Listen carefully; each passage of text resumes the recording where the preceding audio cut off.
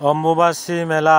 অম্বুবাচী প্ৰবৃত্তি আৰু অম্বুবাচী যাত্ৰা ৭ আহাৰ ২২ জুন আৰু অম্বুবাচী নিবৃত্তি হ'ব ১০ আহাৰ ২৫ জুন ২০২৫। আহাৰ মাহত উদযাপন কৰা অসমৰ আন এক উৎসৱ হ'ল অম্বুবাচী বা ষাঠ। সংস্কৃতত অম্বুৰ অৰ্থ পানী আৰু বাচীৰ অৰ্থ প্ৰকাশিত বা পুষ্পিত হোৱা। অম্বুবাচীত পৃথিৱীৰ ঋতুমতী হয় বুলি বিশ্বাস কৰা হয়। আহাৰ মাহৰ ৭ তাৰিখে পৃথিৱী ঋতুমতী হয় বুলি জনবিশ্বাস প্ৰচলিত। আহাৰ মাহৰ ৭ তাৰিখে এই উৎসৱৰ সূত্ৰপাত হোৱাৰ বাবে অসমকে ধৰি উত্তৰ-পূৰ্বাঞ্চলত অম্বুবাচীক ষাঠ বা ষাঠ বোলা হয়।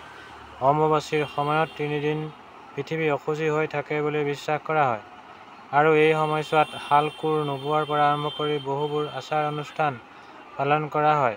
বিধৱা আৰু ঋতুমতীসকলে এই দিনকেইটা উপবাসে থাকি ব্ৰত পালন কৰে। পূজা-পাৰ্বণকে ধৰি কোনো ধৰণৰ মাংগলিক অনুষ্ঠানো এই সময়ছোৱাত পালন কৰা নহয়। বহু লোকে এই কেইদিন বাকচৰ পেৰা আদি নোখোলে। লোকবিশ্বাস মতে এই সময়ত উই পৰুৱা, গুৰি পৰুৱা, কেঁচু আদিয়ে মাটি নাখান্দে।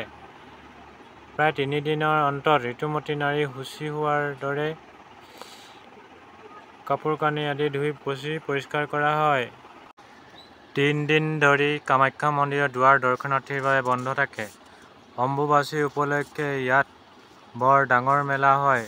পৃথিৱীৰ বিভিন্ন প্ৰান্তৰ লগতে ভাৰতবৰ্ষৰ বিভিন্ন ৰাজ্যৰ পৰা ভক্তৰ সমাগম হয়। অসমৰ কামৰূপ জিলাৰ অম্বুবাচীক আমতি বোলে। বহুতে ইয়াক অম্বুবাচীৰ অপভ্ৰংশ বুলিও ক'ব খোজে। অম্বুবাচী প্ৰকৃততে ব্ৰত উপাসনাৰ অনুষ্ঠান আছিল যদিও কালক্ৰমত ই এক ধৰ্মীয় উৎসৱলৈ পৰিণত হৈছে।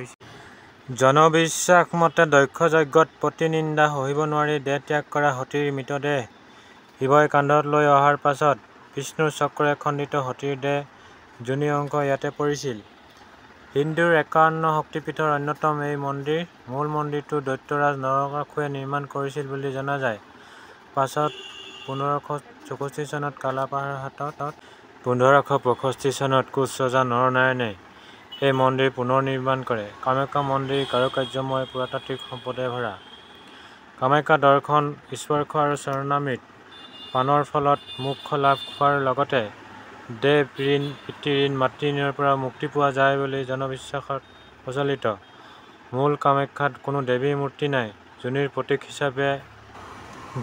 প্ৰতীক হিচাপে গুহাৰ ভিতৰত পানী নিজৰি থকা এচটা শিলত পূজা কৰা হয়। মন্দিৰটোৰ কাষতে আছে কালী, তাৰা, ছিন্নমস্তা, কৌটিলিংগ, ভৈৰৱী, অমৃতকেশ্বৰ আদিৰ মন্দিৰ। হিন্দুসকলে জাগ্ৰত বুলি বিশ্বাস কৰা এই মন্দিৰৰ সন্মুখতে আছে সৌভাগ্যকুণ্ড।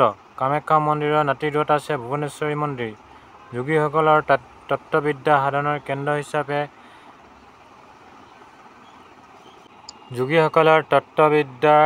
সাধনাৰ কেন্দ্ৰ হিচাপে কামাখ্যা প্ৰখ্যাত।